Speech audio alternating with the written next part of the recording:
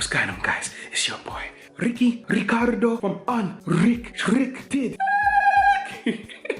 So today's video is about childhood obesity. Are we dishing up too much? So I'm gonna watch the video and give my 2 cents at the end. But before I start the video, subscribe to the channel, share the video, and hit the like button, guys. On to the video. Boom. Dr. I want to start with you first of all. This was a poll commissioned by the Infant and Toddler Forum. It says 10% give their children adult-sized food portions. More than 3/4 of children between 1 and 4 often given more than the recommended portion size. 71% of parents routinely offered their child a bigger portion of crisps than recommended. 65% of parents routinely offered too much squash or fruit juice, and 24% of parents gave children a whole pack of jelly sweets as a treat, 3 times the recommended amount. And these are the little tiny fun-sized one. We're not talking about a big old bag of jelly sweets. Oh, and what do you think of these findings? Are you surprised by them? I am surprised. I mean, there's been a big drive towards getting people to stop giving out sugary foods, drinks, fizzy things, but I don't think there's been enough of a drive to get people to understand that even with healthier meals, they're still giving too much. So I think that's a good point. Because we don't actually understand exactly what we're putting in our bodies, right? I don't really believe in portion control, okay? Controlling of a portion. I'm more about calorie restriction, okay? And when I say calorie restriction, I'm not talking about on a dangerous level. I'm talking more about if you have a budget, you want to stick within that budget. So what I'm trying to say is that if I had a bathtub full of spinach, yeah, or 2 slices of red velvet cake, I'm telling you guys, yeah, the spinach is still going to be less calories than 2 slices of red velvet cake. So it's not about the portion, okay? It's not about the amount you're consuming. It's just more about the amount of calories which is in per serving, per anything. Because if you have a budget that day, if you ate the whole budget in your first meal and didn't eat nothing for the rest of the day, that's fine, okay? That is your energy in versus your energy out. But if you went over that amount, guys, right, that's where you're gonna have problems. But what I will say is that if you're going to eat the garbage food, you're not giving yourself the right amount of nutrients. So you're gonna be feeling flat. You're not gonna feel good. You're not gonna feel healthy. You're not gonna feel alive. You're gonna feel, you know, you're not gonna feel great if you don't get that good balance of all of those macronutrients and the micronutrients, guys. It was quite surprising that it's been as bad as it was. You say there is a simple test and it's about the size of your fist. Well, the way I like to do it is if you look at your own fist and then you look at your child's fist and you compare how much smaller it is, you can then imagine that their tummies are going to be that much smaller than yours. So it roughly equates the size of your...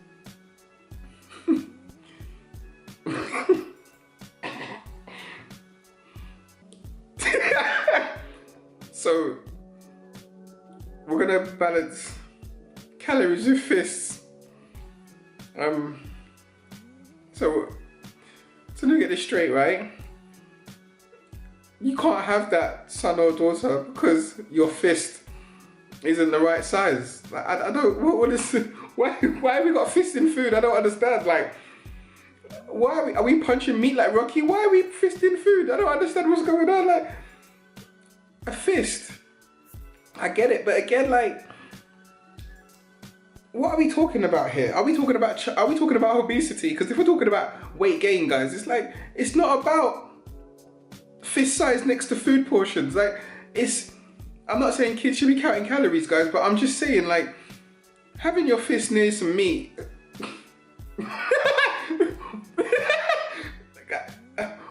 Guys, now come on, listen.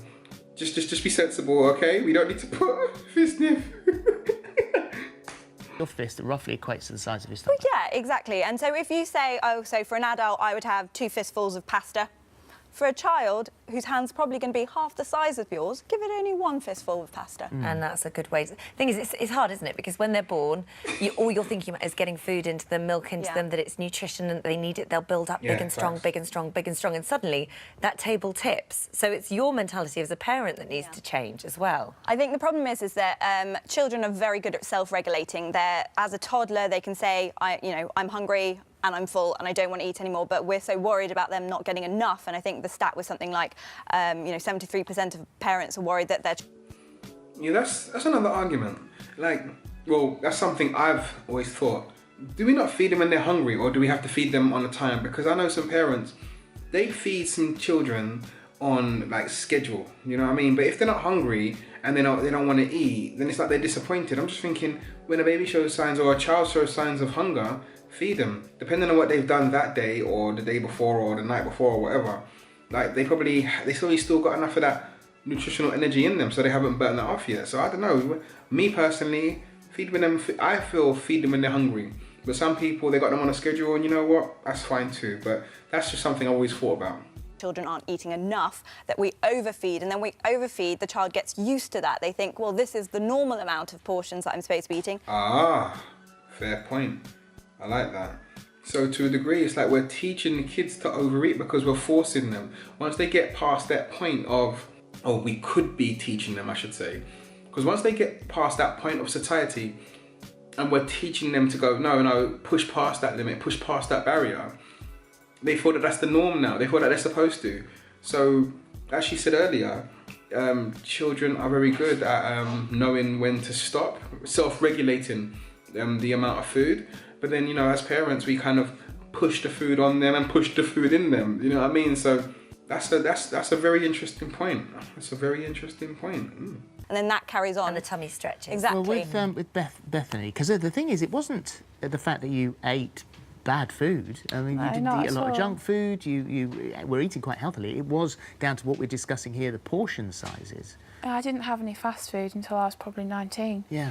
Yeah. And so you said that you were about 6 stone by the age of 5. Yes. How did... Yeah, you can eat too much of the good stuff. But then again, what is good? Like, you can eat too much of the stuff that we are told is good, I should say. You know, we can eat too much of the low-fat things. Do you know what I mean? Like, we can eat too much of the low-sugar things because the low-fat and the low-sugar stuff is beefed up with something else that ain't going to be great if we consume mass amounts of. So yeah, we can be eating too much of the food that they say is good. Get it?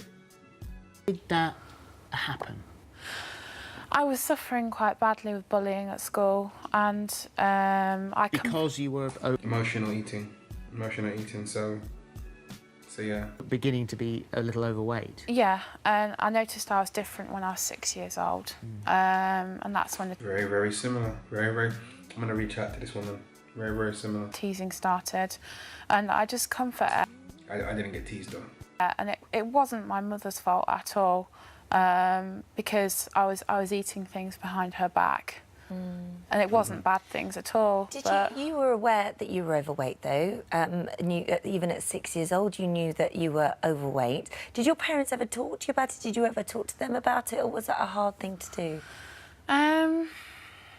There was doctor's appointments and everything. My mother always kept on top of and battled hard really with me to try and get it under control, but it was the comfort eating, and it was my coping mechanism. Yeah. Do you think that you wish she would have approached it differently?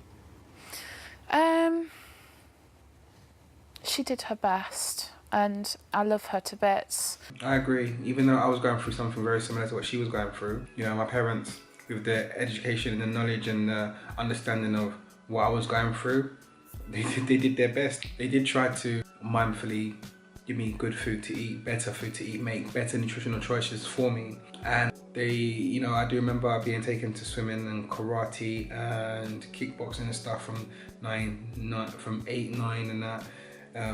But these times here, you know, between 7, 8, 9, I was allowed to walk to school by myself. So on the way to school, I was a little bit naughty.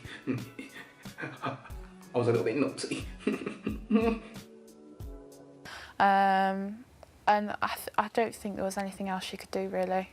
So, in this situation, with you being that way at home, and it's obviously this is something you can't attribute blame to anybody, but how could that have been stopped?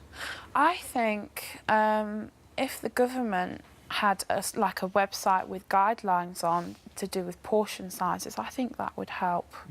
And also you've said that it's something... Again, I don't think it's about portion size. I just feel that we believe that we're eating what we feel we should be eating without doing the other stuff around it, okay, I feel that we're probably consuming too much of the things that they say is good, and we're not moving enough. You know, we need to move enough. Like, all respect, she's talking about what she ate. We're not hearing about any movement here. Do you know what I mean? Like, maybe, you know, we still got a couple more minutes left, 2 minutes left. We might hear about some movement. We're not hearing about no movement. So, you know, her daily required amount to live was probably lower than what is normal, and she was eating, she could have been eating good. She could have been eating an excess of 200 calories more than she should be because she wasn't moving. You know, that's all. And that's all it takes. That's all it takes, because it accumulates, it accumulates, it accumulates. Weight gain, weight gain, weight gain. So we're hearing about how she ate well. She says she ate well, or she might have been, you know, had large portion sizes, but we're not hearing about no movement here, guys. And I think that's one of the key, that's another key. That is another major key. Movement. It's not just down to the parents, the family have to all work together on this. What difference would that make? I think if you all club together and you all set an example, then if you work together like that, then you let... I agree with the examples. I definitely agree with that. But it has to start from young. It has to start from young. It has to start from a place where they don't know no different. They don't know no better. How they eat and they drink water and they move, that is normal. That is breakfast. That's brushing teeth. You know, that is wiping bottom after poo-poos. You know what I mean? Like, that has to be normal. To start a child at 7, 8, 9 and say, listen, we're going to start doing this now. In the Caribbean, we say you bend the tree when it's young. You can manipulate and bend the tree when it's young. But, you know, to take a 7, 8, 9, 10, 11, 13-year-old, right, and say, listen, we've got to change. That's not going to work. It's not going to work. Listen, it depends. Everyone's different, but it's going to be harder. It's likely to have your children stray off, and I guess the problem is, even if there was a website that had these guidelines on, if emotionally that food was your blanket and that it was that thing that got you through it, would that website have made any difference, even if you'd have known? I'm not sure. Yeah. It's a hard one. It is, isn't it? It is. Because the trouble is that with something like this, you always find that somebody looks for someone else to blame. It's the government. It was, you know, it's my glands. It's this. It's that. It's all of those sort of things. But ultimately, you know, we're still animals, and there is a certain type of food we should eat and a certain amount of food we should eat, or you do get overweight. Yeah, and I think you mentioned kind of the comfort eating aspect, and there have been some studies that have shown that parents that early on give their children kind of snacks to kind of pacify them if they're a bit upset at the time, you know, as a younger child, then perhaps they might turn to food later on as a comfort blanket thing as well. So it might be an element of that, but I suspect there's also a psychological element that you need to kind of look into as well. So maybe when you saw your GP, it might have been quite nice to discuss why you're overeating, what's going on with bullying, trying to manage that kind of aspect. The root causes of it. Why are you overeating? Why, you know what I mean? It's the whys. It's always the whys. The weight is not the problem. The root of the problem, the weight is not the problem. The eating is a vehicle to the problem, but the reason for the eating is what we need to solve. Do you know what I mean? Aspect of it as well. Yeah, it's really difficult because, I mean, I've had my second operation now and I've lost some weight and I'm happy, and it's not always losing weight that's going to make you happy, it's up here, you know. And I've asked for help and I've been waiting 2 years for it and nothing. What sort of help do you think you need? Because as you said, you've had 2 operations. So you've had the staple, you've had the gastric band. I put weight on the second time around due to medication because I was trying to sort my mental health out. Right, OK. So what else do you think you need? Where would you get that help from? Just a counsellor and some support would be nice. So mentally, as well as physically, the relationship we have with food is, as we've said so many times on here, is incredibly important. Absolutely, and it's a shame that you've not managed to get that counselling. Most boroughs have that kind of availability within a couple of months, so it's a shame that you've been waiting 2 years. Okay, so my take on this one, right? It doesn't matter what you have, what tools you have, what nutritional protocol you're on, how you're moving, who's got your back, who's supporting you, who loves you, who cares, unless you're ready, unless you're ready. And I'm not saying like, I'm ready. No, I'm talking about like, you're actually ready. You're sick and tired of being in your current situation. You're sick and tired of feeling uncomfortable in your own skin. You're sick and tired of being unhealthy. You're sick and tired of not being able to shop in certain shops. You're just sick and tired of the whole thing that comes with being overweight or obese, right? Will you be ready? And then and only then will you take the necessary steps and stick to it. Is when you're fed up and you're sick and you're tired of it. You can have counseling, leave the counselor's office and go out and eat crap. You could have gone to the gym, go outside the gym and eat crap. It takes a lot. It's not just what you do at your counselor's office. It's not just what you do in the kitchen. It's not just what you do in the gym. It is everything. You have to commit in each element of it. So you have to commit in the mindset. You have to commit in the movement. Have to commit in the nutrition. Have to commit in the consistency. You know, there probably is more components. What I'm trying to say is, guys, is that you lag or lack in one of those components, guys, it will hinder and affect your results and your goals. It will. Trust me, I'm Mr. Done It Man. I've been there and I've done that, guys. I've fallen off and got back on so many times, guys. So I know what I'm talking about. So, you know, this lady, she said that she's had 2 surgeries, right? And she wants more help. And it's like, you know what? Definitely, before she even got the surgeries, she should have gone down the mental route, because she said it herself. And whoever did administer the surgeries, you know, I don't feel surgery should even be given until they have some kind of mental health check. And I'm not talking about mental health check in the sense of, oh, you're crazy. I'm just talking about like assessing the readiness, you know, because if you're not ready, all you're going to do is bounce back. All you're going to do is bounce back, because you are putting a plaster over a broken leg. That's what you're doing. You're going to put a plaster over a broken leg, and that's not going to work. Do you know what I mean? Like, it's not going to work, guys. So I honestly feel that it's not about portion control or portion size. It's about understanding exactly, are we offsetting that expensive item? When I say expensive, I mean calorific expensive, body's currency. Are we offsetting that with any type of movement? That's what I believe. And also believe in, no one's gonna lose weight unless they're ready to do it for themselves. No one's gonna do it. It's not gonna happen. Your driver has to come from within. Has to come from within, guys. But yeah, that's my 2 cents on the video. Signing off the video now, guys. Be sure to like, comment, subscribe, holler at your boy. Anything you wanna know, comment below. And yeah, Mr. Done It Man.